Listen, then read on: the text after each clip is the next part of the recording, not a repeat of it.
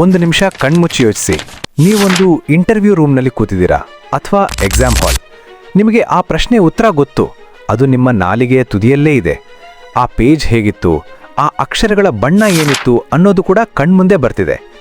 ಆದರೆ ಆ ಒಂದೇ ಒಂದು ಮುಖ್ಯವಾದ ಪದ ಬ್ಲ್ಯಾಂಕ್. ಎಷ್ಟೇ ತಲೆ ಕೆಡಿಸ್ಕೊಂಡ್ರೂ ಅದು ಹೊರಗೆ ಬರ್ತಿಲ್ಲ. ಆದರೆ ಅದೇ ನೀವು 6 ವರ್ಷದ ಹಿಂದೆ ಯಾರಿಗೋ ಸಹಾಯ ಮಾಡಕ್ಕೆ ಹೋಗಿ ಅವಮಾನಿಸ್ಕೊಂಡ ಆ ಒಂದು ಸಣ್ಣ ಘಟನೆ ಇದೆಯಲ್ಲ, ಅದನ್ನು ಮರೆಯೋಣ ಅಂದ್ರೂ ಮರೆಯೋಕ್ಕಾಗ್ತಿಲ್ಲ. ರಾತ್ರಿ ನಿದ್ದೆ ಬಾರಡೆ ಇದ್ದಾಗ ಅದೇ ಘಟನೆ ಮತ್ತೆ ಮತ್ತೆ ಕಣ್ಮುಂದೆ ಪ್ಲೇ ಆಗುತ್ತೆ. ಯಾಕೆ ಹೀಗೆ? ನಮ್ಮ ಕರಿಯರ್, ನಮ್ಮ ಲೈಫ್ ಬದಲಾಯಿಸುವಂಥ ವಿಷಯಗಳು ನಮಗೆ ಬೇಕಾದಾಗ ನೆನ್ಪಿಟ್ಟು ಬರಲ್ಲ.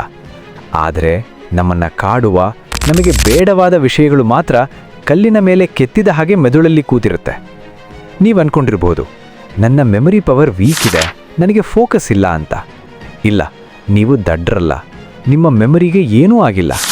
ನಿಜವಾದ ಪ್ರಾಬ್ಲಮ್ ಏನಂದರೆ, ನಾವು ಹುಟ್ಟಿದಾಗಿನಿಂದ ನಮ್ಮ ಸ್ಕೂಲ್, ಕಾಲೇಜ್, ನಮ್ಮ ಸಿಸ್ಟಮ್, ನಮ್ಮ ಮೆದುಳು ಹೇಗೆ ಕೆಲಸ ಮಾಡುತ್ತೆ ಅನ್ನೋದರ ಬಗ್ಗೆ ನಮಗೆ ಹೇಳಿಕೊಟ್ಟಿದ್ದೇ ಒಂದು ದೊಡ್ಡ ಸುಳ್ಳು. ಇವತ್ತು ಆ ಸುಳ್ಳನ್ನು ಬ್ರೇಕ್ ಮಾಡೋಣ. ನಾವು ಚಿಕ್ಕವರಿದ್ದಾಗಿನಿಂದ ಒಂದು ತಪ್ಪು ಭ್ರಮೆಯಲ್ಲಿ ಬದುಕಿದ್ದೀವಿ. ಮೆದುಳು ಅಂದರೆ ಅದೊಂದು ಕಪಾಟು, ಅದರಲ್ಲಿ ಇನ್ಫಾರ್ಮೇಷನ್ ಅನ್ನೋ ಫೈಲ್ಗಳನ್ನು ಇಡಬಹುದು ಅಂತ ನಾವು ಅಂದ್ಕೊಂಡಿದ್ದೀವಿ. ನಾನು ಒಂದು ಬುಕ್ ಓದ್ತೀನಿ, ಮೆದುಳು ಅದನ್ನು ರೆಕಾರ್ಡ್ ಮಾಡ್ಕೊಳ್ಳುತ್ತೆ, ನಾಳೆ ಬೇಕಾದಾಗ ಪ್ಲೇ ಮಾಡುತ್ತೆ ಅಂತ. ಬಟ್ ನ್ಯೂರೋ ಸೈನ್ಸ್ ಹೇಳೋ ಡಾರ್ಕ್ ಸತ್ಯ ಏನಂದರೆ, ನಿಮ್ಮ ಮೆದುಳು ಒಂದು ಕ್ಯಾಮರಾ ಅಲ್ಲ, ಅದೊಂದು ಕಥೆಗಾರ. ನೀವೊಂದು ಪುಸ್ತಕವನ್ನು 4 ಗಂಟೆ ಸತತವಾಗಿ ಓದ್ತೀರಾ. ಆ ಓದುವ ಕ್ಷಣದಲ್ಲಿ ನಿಮ್ಮ ಕಣ್ಣುಗಳು ಅಕ್ಷರಗಳನ್ನು ನೋಡ್ತಾ ಇರುತ್ತೆ. ಮೆದುಳಿಗೆ ಓ, ಇದು ನನಗೆ ಅರ್ಥ ಆಗ್ತಿದೆ ಅನ್ನೋ ಒಂದು ಫೀಲ್ ಬರುತ್ತೆ. ಇದನ್ನು ಸೈಕಾಲಜಿಯಲ್ಲಿ ಫ್ಲೂಯೆನ್ಸಿ ಇಲ್ಯೂಷನ್ ಅಂತಾರೆ. ಅಂದರೆ ಪರಿಚಿತವಾಗಿರೋದನ್ನು ಜ್ಞಾನ ಅಂತ ಕನ್ಫ್ಯೂಸ್ ಮಾಡ್ಕೊಳ್ಳೋದು. ನಾನು ಹೇಳೋದು ಸುಳ್ಳು ಅಂತ ನಿಮಗೆ ಅನಿಸ್ತಿದ್ರೆ ಈಗಲೇ ಒಂದು ಸಣ್ಣ ಎಕ್ಸ್ಪೆರಿಮೆಂಟ್ ಮಾಡೋಣ. ದಿನಕ್ಕೆ ಕನಿಷ್ಠ ಅಂದರೂ 10-20 ಬಾರಿಯಾದರೂ ನೀವು ಆ್ಯಪಲ್ ಕಂಪನಿಯ ಲೋಗೋ ನೋಡಿರ್ತೀರಾ, ಹೌದಲ್ವಾ? ಐಫೋನ್, ಮ್ಯಾಕ್ಬುಕ್, ಆ್ಯಡ್ಸ್ ಎಲ್ಲೆಡೆ. ಈಗ ವಿಡಿಯೋ ಪಾಸ್ ಮಾಡಿ, ಕಣ್ಮುಚ್ಚಿ ಆ ಆ್ಯಪಲ್ ಲೋಗೋ ಹೇಗಿದೆ ಅಂತ ಎಕ್ಸಾಕ್ಟಾಗಿ ನೆನಪಿಸ್ಕೊಳ್ಳಿ. ಆ ಸೇಬಿನ ಯಾವ ಕಡೆ ಕಚ್ಚಿದ ಹಾಗಿದೆ, ಎಡಭಾಗಕ್ಕೋ ಅಥವಾ ಬಲಭಾಗಕ್ಕೋ? ಆ ಸೇಬಿನ ಮೇಲಿರುವ ಸಣ್ಣ ಎಲೆ ಯಾವ ಕಡೆ ವಾಲಿದೆ? 90% ಜನ ಇಲ್ಲಿ ಫೇಲ್ ಆಗ್ತಾರೆ. ದಿನ ನೋಡಿದ್ರೂ ನಮ್ಮ ಮೆದುಳಿಗೆ ಅದರ ಪರ್ಫೆಕ್ಟ್ ಡೀಟೇಲ್ಸ್ ಗೊತ್ತಿಲ್ಲ. ಯಾಕೆಂದರೆ ನಮ್ಮ ಮೆದುಳು ಆ ಲೋಗೋವನ್ನು ಕೇವಲ ಗುರುತಿಸುತ್ತೆ, ಆದರೆ ತನ್ನ ಒಳಗೆ ರೆಕಾರ್ಡ್ ಮಾಡಿ ನೆನಪಿಸ್ಕೊಳ್ಳಲ್ಲ. ಪುಸ್ತಕ ಓದುವಾಗಲೂ ನಿಮ್ಮ ಮೆದುಳು ಮಾಡೋ ದೊಡ್ಡ ಮೋಸ ಇದೆ. ನೀವು ಓದಿದ್ದೆಲ್ಲ ನಿಮ್ಮ ಮೆದುಳಿನ ಮೇಲೆ ಜಸ್ಟ್ ಒಂದು ನೀರಿನ ಗುಳ್ಳೆ ತರಹ ಕೂತಿರುತ್ತೆ. ನೀವು ಪುಸ್ತಕ ಮುಚ್ಚಿದ ತಕ್ಷಣ ಮೆದುಳು ಕೇಳಿಕೊಳ್ಳುವ ಮೊದಲ ಪ್ರಶ್ನೆ, ಈ ಡೇಟಾ ನನ್ನ ಬದುಕಿಗೆ, ನನ್ನ ಉಳಿವಿಗೆ ಬೇಕಾ? ಮೆದುಳಿಗೆ ನೀವು ಎಕ್ಸಾಮ್ ಪಾಸ್ ಆಗ್ತಿರೋ ಇಲ್ಲೋ ಅನ್ನೋದು ಮುಖ್ಯ ಅಲ್ಲ. ಅದಕ್ಕೆ ಎಮೋಷನ್ಸ್ ಬೇಕು, ಥ್ರಿಲ್ ಬೇಕು, ಪೇಯ್ನ್ ಬೇಕು. ನೀವು ಓದಿದ ಆ ಪುಸ್ತಕದ ಪೇಜ್ಗಳಲ್ಲಿ ಯಾವುದೇ ಎಮೋಷನ್ ಇಲ್ಲ, ಫೀಲಿಂಗ್ ಇಲ್ಲ. ಹಾಗಾಗಿ ಮೆದುಳು ಏನು ಮಾಡುತ್ತೆ ಗೊತ್ತಾ? ಇದು ಯೂಸ್ಲೆಸ್ ಡೇಟಾ ಅಂತ ಒಂದೇ ರಾತ್ರಿಗೆ ಅದನ್ನು ಗುಡಿಸಿ ಕಸದ ಬುಟ್ಟಿಗೆ ಹಾಕ್ಬಿಡುತ್ತೆ. ಅದಕ್ಕೆ ನೀವು ಹಿಂದಿನ ದಿನ ರಾತ್ರಿ 10 ಗಂಟೆ ಓದಿದ್ರೂ ಮಾರನೇ ದಿನ ಬೆಳಿಗ್ಗೆ ಎದ್ದಾಗ ತಲೆ ಖಾಲಿಯಾಗಿರುತ್ತೆ. ಹಾಗಾದರೆ ಆ ಇನ್ಫಾರ್ಮೇಷನನ್ನು ಪರ್ಮನೆಂಟ್ ಆಗಿ ಲಾಕ್ ಮಾಡೋದು ಹೇಗೆ? ಮೆದುಳಿಗೆ ಆ ಕನೆಕ್ಷನನ್ನು ಹೇಗೆ ಅರ್ಥ ಮಾಡಿಸೋದು? ಇಲ್ಲೇ ಇರೋದು ಮ್ಯಾಜಿಕ್. ಕಲಿಕೆ ಅನ್ನೋದು ಇನ್ಫಾರ್ಮೇಷನನ್ನು ಮೆದುಳಿನ ಒಳಗೆ ತುರುಕುವ ಪ್ರಾಸೆಸ್ ಅಲ್ಲ. ಕಲಿಕೆ ಅಂದರೆ ಆ ಇನ್ಫಾರ್ಮೇಷನನ್ನು ಮೆದುಳಿನಿಂದ ಹೊರಗೆ ಎಳೆಯುವ ಪ್ರಾಸೆಸ್. ಇದನ್ನು ಅರ್ಥ ಮಾಡ್ಕೊಳ್ಳಿ, ಇದು ನಿಮ್ಮ ಇಡೀ ಲೈಫನ್ನೇ ಚೇಂಜ್ ಮಾಡುತ್ತೆ.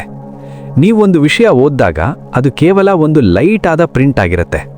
ಆದರೆ ನೀವು ಪುಸ್ತಕ ಮುಚ್ಚಿ ಖಾಲಿ ಗೋಡೆ ನೋಡ್ತಾ ನಾನೀಗ ಏನು ಓದ್ದೆ ಅಂತ ನಿಮ್ಮನ್ನೇ ನೀವು ಕೇಳ್ಕೊಳ್ತೀರಲ್ಲ, ಆಗ ನಿಮ್ಮ ಮೆದುಳಿನಲ್ಲಿ ಒಂದು ದೊಡ್ಡ ಯುದ್ಧ ಶುರುವಾಗುತ್ತೆ.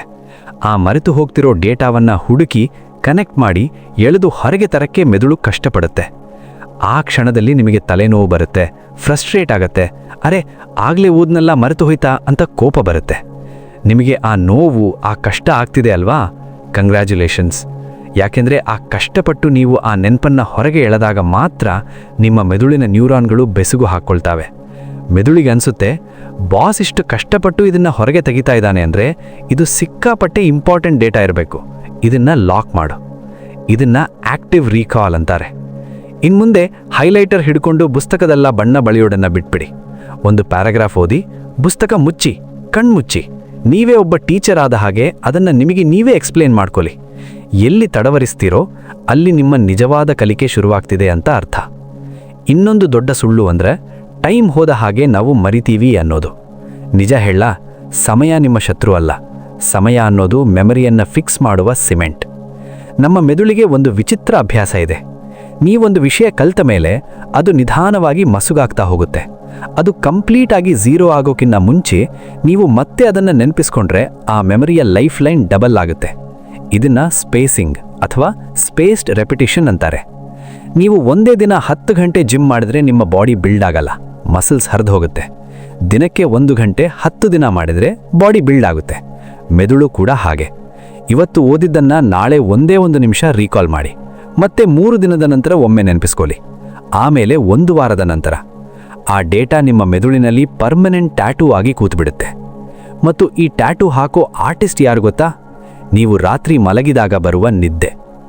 ನಿದ್ದೆ ಅಂದರೆ ಕಣ್ಮುಚ್ಚಿ ರೆಸ್ಟ್ ಮಾಡೋದಲ್ಲ. ನೀವು ನಿದ್ದೆ ಮಾಡುವಾಗ ನಿಮ್ಮ ಮೆದುಳು ದಿನವಿಡೀ ನೀವು ಕಲೆಕ್ಟ್ ಮಾಡಿದ ಡೇಟಾವನ್ನು ಫಿಲ್ಟರ್ ಮಾಡುತ್ತೆ, ಬೇಡವಾದದ್ದನ್ನು ಡಿಲೀಟ್ ಮಾಡುತ್ತೆ, ಬೇಕಾದದ್ದನ್ನು ಅಂದರೆ ನೀವು ಕಷ್ಟಪಟ್ಟು ರೀಕಾಲ್ ಮಾಡಿದ್ದನ್ನು ಲಾಂಗ್ ಟರ್ಮ್ ಮೆಮರಿ ಅನ್ನೋ ಸೇಫ್ ಲಾಕರ್ ಒಳಗೆ ಶಿಫ್ಟ್ ಮಾಡುತ್ತೆ. ನಿದ್ದೆ ಕೆಟ್ಟು ಓದೋದು ಅಂದರೆ ಸೇಫ್ ಲಾಕರ್ನ ಕೀಲಿಯನ್ನು ನೀವೇ ಸಮುದ್ರಕ್ಕೆ ಎಸೆದ ಹಾಗೆ. ಇದೆಲ್ಲವೂ ಮೆದುಳಿನ ಬೇಸಿಕ್ ಫೌಂಡೇಶನ್.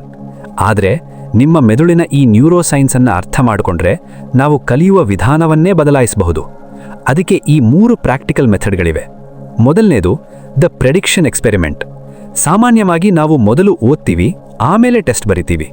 ಆದರೆ ಕಾಗ್ನಿಟಿವ್ ಸೈನ್ಸ್ ಹೇಳೋದು ಉಲ್ಟಾ. ನೀವು ಯಾವುದಾದರೂ ಹೊಸ ಟಾಪಿಕ್ ಓದುವ ಮುಂಚೆ ಆ ವಿಷಯದ ಬಗ್ಗೆ ನಿಮಗೆ ಏನೂ ಗೊತ್ತಿಲ್ಲದ್ರೂ ಸರಿ, ಮೊದಲು ಆ ಚಾಪ್ಟರ್ನ ಪ್ರಶ್ನೆಗಳನ್ನು ನೋಡಿ ಉತ್ತರ ಏನಿರ್ಬೋದು ಅಂತ ಸುಮ್ಮನೆ ಗೆಸ್ ಮಾಡಿ. ಖಂಡಿತ ನಿಮ್ಮ ಉತ್ತರ ತಪ್ಪಾಗಿರುತ್ತೆ.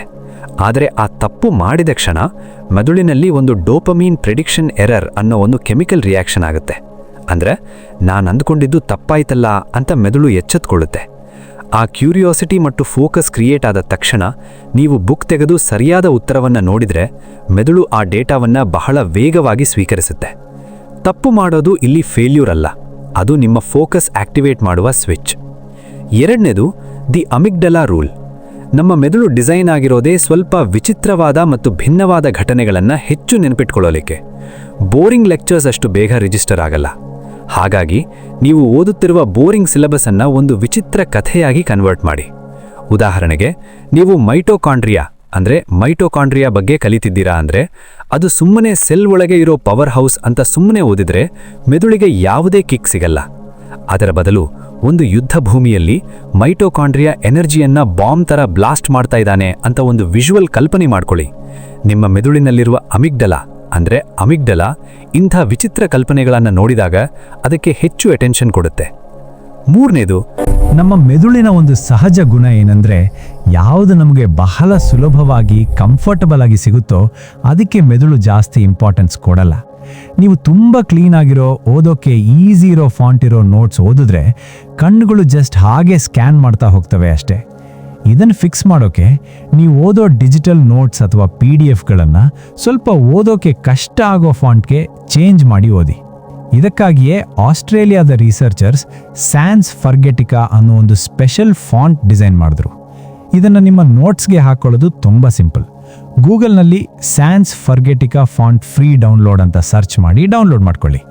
ಆಮೇಲೆ ನಿಮ್ಮ ಮೊಬೈಲ್ನಲ್ಲಿರೋ ವರ್ಡ್, ಗೂಗಲ್ ಡಾಕ್ಸ್ ಅಥವಾ ಯಾವುದೇ ಡಿಜಿಟಲ್ ನೋಟ್ ಟೇಕಿಂಗ್ ಆ್ಯಪ್ನಲ್ಲಿ ನಿಮ್ಮ ಟೆಕ್ಸ್ಟ್ ಸೆಲೆಕ್ಟ್ ಮಾಡಿ ಈ ಫಾಂಟ್ ಅಪ್ಲೈ ಮಾಡಿ.